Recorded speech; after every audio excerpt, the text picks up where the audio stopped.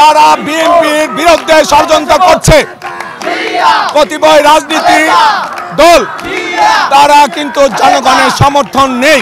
আপনারা জানেন দেশনায়ক জনাব তারেক রহমান যে 31 দফা দাবি করেছেন, আমরা আগামী দিনে এই সরকারের অধীনে থেকে নির্বাচন চাচ্ছি, তত্ত্বাবধায়ক অধীনে নির্বাচন।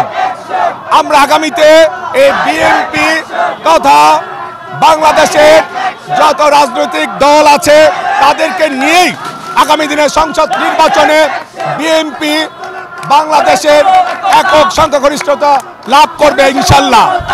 আমরা 31 দফা আর শহীদ প্রেসিডেন্ট জিয়াউর রহমানের যে 19 দফা বাস্তবায়নের লক্ষ্যে আমার নেতা জনাব তারেক রহমান কাজ করে যাচ্ছে, তথা আমরাও বাংলাদেশের যে 31 দফা রূপরেখা আজকে যে কর্মী সভায় ঘোষণা করবেন বাংলাদেশ জাতীয়তাবাদী দল ঢাকা মহানগর উত্তরে বিএনপির আহ্বায়ক জননেতা জনাব আমিনুল হক ভাইয়ের নেতৃত্বে 26টি থানা 73টি ওয়ার্ড যে সুসংগঠিত করেছে, আমরাও তার ব্যতিক্রম নই, আমরা তার অধীনে থেকে সুসংগঠিত করেছি।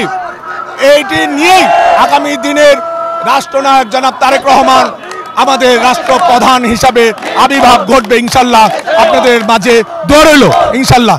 বক্তব্য স্পষ্ট, যারা বিএনপির বিরুদ্ধে ষড়যন্ত্র করছে কতিপয় রাজনীতি দল, তারা কিন্তু জনগণের সমর্থন নেই। তারাই শহীদ প্রেসিডেন্ট জিয়াউর রহমানের আদর্শকে ভয় পায়, বেগম খালেদা জিয়ার জ্যেষ্ঠ সন্তান ভারপ্রাপ্ত চেয়ারম্যান জননেতা জনাব তারেক রহমানকে ভয় পায়, তারাই এই ষড়যন্ত্রে লিপ্ত। স্পষ্ট বলে দিতে চাই, বেগম খালেদা জিয়ার নেতৃত্বে জনাব তারেক রহমানের যে 31 দফা আমরা তার বাস্তবায়ন করব আগামী দিনের বাংলাদেশ ক্ষমতায় এসে ইনশাল্লাহ।